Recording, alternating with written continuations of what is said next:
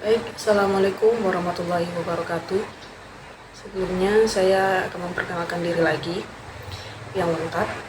Perkenalkan, saya Senita dari kelas 3A, Fakultas Kesehatan Masyarakat, dan dari Universitas Widyagama Mahakam Samarinda. Dalam video ini saya akan membahas secara menyeluruh tentang penyakit kolesterol, mulai dari epidemiologinya, definisi, dan penjelasan lainnya sampai ke pencegahannya. Jadi, mari disimak penjelasannya agar kita semua lebih paham bagaimana menjaga kesehatan dan mengontrol kadar kolesterol dalam tubuh kita. Jadi, mari kita mulai. Kalau ngomongin epidemiologi kolesterol, prevalensinya itu cukup tinggi, apalagi di negara-negara berkembang termasuk Indonesia. Banyak banget orang yang nggak sadar kalau kadar kolesterolnya udah di atas normal. Data global juga nunjukin kalau sekitar 40% orang dewasa di dunia punya kolesterol tinggi, terutama kolesterol LDL alias kolesterol jahat. Di Indonesia sendiri, prevalensi kolesterol juga nggak bisa dianggap remeh. Berdasarkan data Riskesdas, sekitar 30-40% orang dewasa punya kadar kolesterol total yang tinggi. Angka ini makin naik di kelompok usia di atas 45 tahun. Tapi yang menariknya tuh, sekarang kolesterol itu juga muncul di usia muda, terutama karena pola makan yang buruk, kayak kebanyakan makanan cepat saji dan minuman manis, plus kurangnya juga olahraga.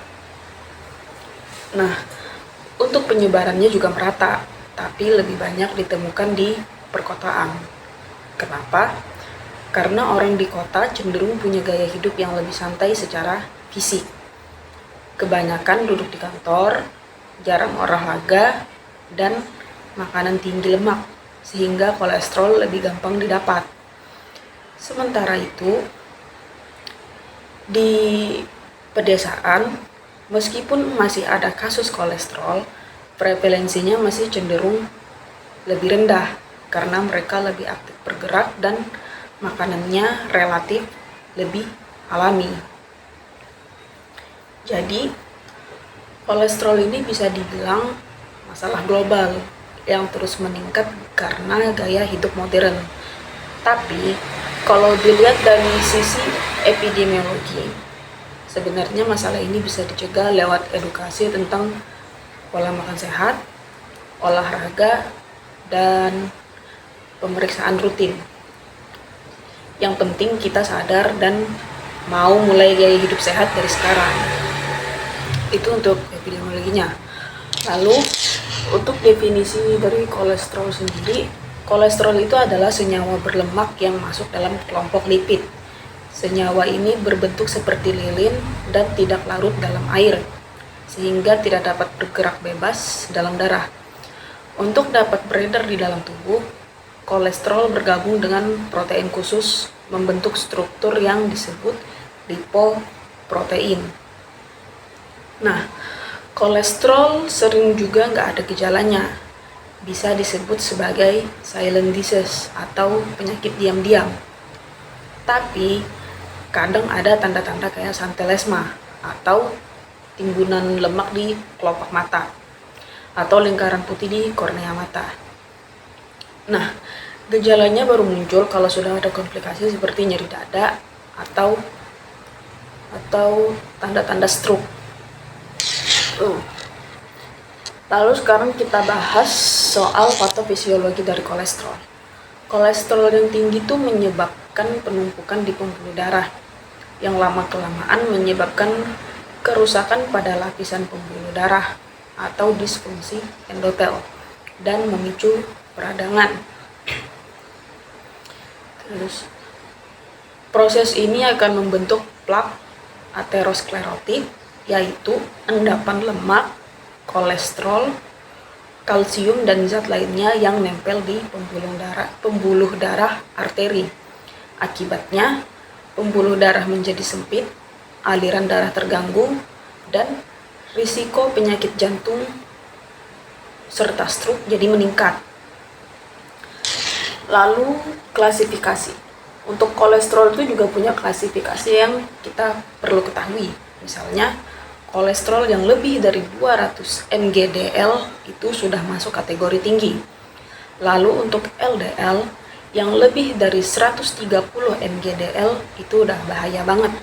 Sebaliknya, HDL yang rendah di bawah 40 mg/dl itu juga nggak baik. Kenapa?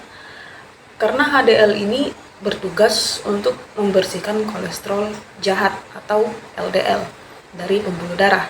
Jadi kalau kadar HDL rendah, tubuh kita jadi lebih rentan juga.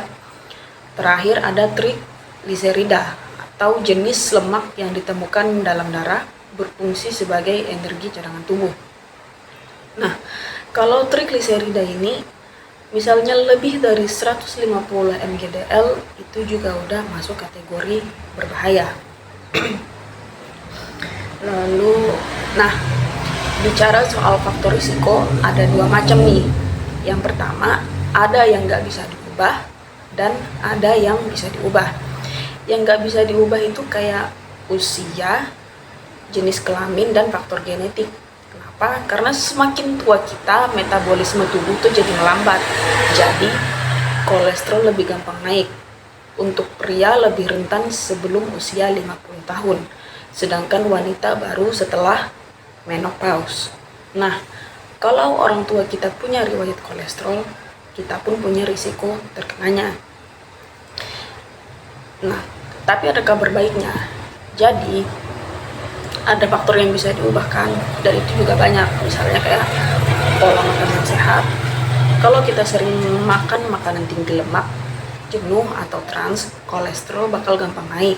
Tapi kalau kita makan makanan yang rendah lemak, jenuh, dan kaya serat, kolesterol bisa lebih terkontrol. Terus olahraga itu penting banget karena bisa bantu naikin kadar HDL si kolesterol baik dan nurunin HDL si kolesterol jahat. Terus jangan lupa juga buat berhenti merokok, karena merokok nggak cuma merusak pembuluh darah tapi juga nurunin HDL kita. Dan yang terakhir ada alkohol. Nah, kalau alkohol dikonsumsi berlebihan bisa ningkatin trigliserida dan bikin kolesterol kita nggak stabil. Jadi, meskipun ada faktor yang nggak bisa diubah, kita masih bisa kontrol banyak hal lewat gaya hidup kita. Lalu, ada pencegahan kolesterol. Sebenarnya untuk pencegahannya nggak ribet. Cukup dengan menjaga pola makan sehat, olahraga rutin, berhenti merokok, dan menghindari alkohol. Tapi, kalau kolesterol udah tinggi, biasanya dokter bakal kasih obat seperti statin atau Pibrat. Tapi tetap harus dibarengi dengan gaya hidup sehat ya. Nah, jadi intinya kolesterol ini bisa dikontrol asalkan kita jaga gaya hidup sehat. Terus kalau dibiarin, risiko komplikasi kayak serangan jantung atau stroke bakal meningkat. Nah, baik, sekian penjelasan dari saya. Kalau ada kurang penjelasan atau ada salah penjelasan, mohon dimaafkan. Saya hanya manusia biasa. Baik, sekian dan terima kasih. Wassalamualaikum warahmatullahi wabarakatuh.